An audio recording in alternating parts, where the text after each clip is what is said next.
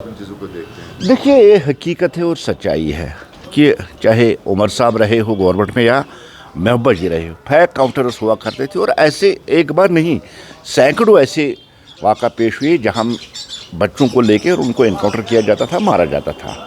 और ये भी एक लोगों में उस वक्त डर और खौफ का जो दहशत का माहौल था, तो वो इन्हीं फैक इनकाउंटर्स की वजह से हुआ कर रहा था। ठीक है, हमारे वक्त में भी एक दो फैक इनकाउंटर्स हुए, हम इसको नकार नहीं सकते, लेकिन आज की गवर्नमेंट ने उनके खिलाफ एक्शन की है। और एक जो तासुर फैला हुआ था कि फौज को खुला छोड़ दिया गया, फौज को कोई पूछता नहीं है। आप राजौरी वाला इनकाउंटर देखिए, आप और कोई इनकाउंटर वाला देखिए, वहाँ फौज को उनको कानून के दायरे में लाया गया, उनके खिलाफ कार्रवाई की गई। यही फ़र्क है उन गवर्नमेंट और आज की गवर्नमेंट। और 2019 के बाद आपने देखा होगा कि अब तो इनकाउंटर होते ही नहीं है।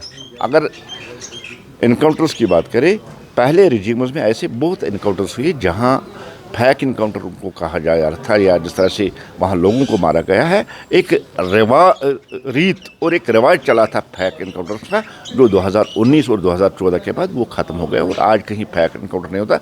अगर कहीं किसी ने गलती की है तो उसको कानून के दायरे में ला के मौजूदा जो गवर्नमेंट है, मोदी जी या अमित शाह वाली जो गवर्नमेंट है, होम मिनिस्टर साहब जब तक आए हैं, उनके खिलाफ एक्शन होगी। और भारतीय जनता पार्टी किसी भी हालत में ये बर्दाश्त नहीं करेगी कि गलत तरीके से, नाजायज़ तरीके से या प्रमोशन के लिए किसी मासूम की जान जाए।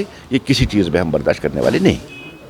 मतलब जो फेक एनकाउंटर्स करा रहे हैं, नहीं, देखिए, उनको अपने गिरेबान में उमर साहब को भी झांकना चाहिए और महबूबा जी को भी झांकना चाहिए अपने गिरेबान में, और तब उनको बात करनी चाहिए। और खुद देखिए, आंकड़े देख के, लोगों से पूछिए। आम लोग जानते थे कि उनके टाइम में कितने फैक इनकाउंटर्स हुआ करते थे। हाँ, ठीक है, दो हमारे में हुए, एक राजौरी का, वहाँ खुद एलजी साहब चले गए, और दूसरा भी हुआ था, उनके खिलाफ एक्शन हो गई, उनको जेल भेजा गया फौजों को।